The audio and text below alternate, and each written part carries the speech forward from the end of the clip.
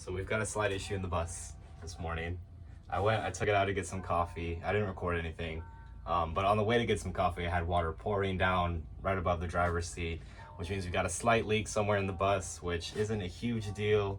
I can patch it up real quick, but I think first we're gonna get some gas. I'll show you how CNG works, and then we can go ahead and fix that leak. Let's go.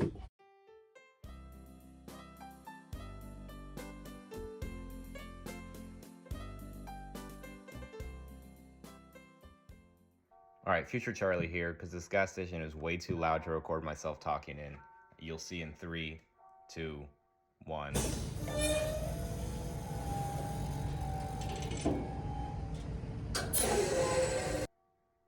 But CNG is just like normal gas. It stands for compressed natural gas. It's mostly methane, so it's got a weird pressure nozzle on it.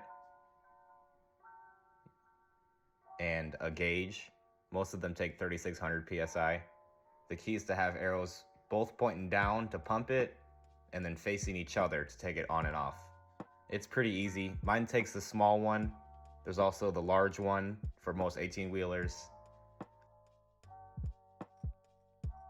So the bus is just a little too big to go through drive-through. So normally I go inside of places, but today I've got Rocky with me and I don't want to leave him, it's too hot.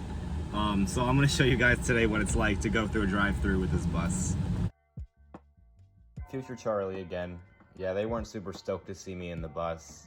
Normally it's cool, but the whole point was I get out and I walk, and it's just really weird to be eye level with a guy at the drive-through window. So I guess shout out to Zaxby's for letting me do this, but I'm gonna keep going inside. We got dog food. Rocky loves when we go to PetSmart because I always get him a treat or a toy. But he never really knows until a few minutes later that I got him a treat. He'll just set it down, forget about it, and then he'll be stoked when we get home. Rocky's favorite thing in the world is just to sit and look out the window and see all the passengers walk by in the crosswalk. That's his absolute favorite. If you live near train tracks, you know what I'm talking about. One of train conductor's favorite things to do is get all the way to the crossing and then stop and go forward over and over for like 30-40 minutes. I wish I knew why they did that, but I guess we're gonna put lunch on hold and look at a train for a while.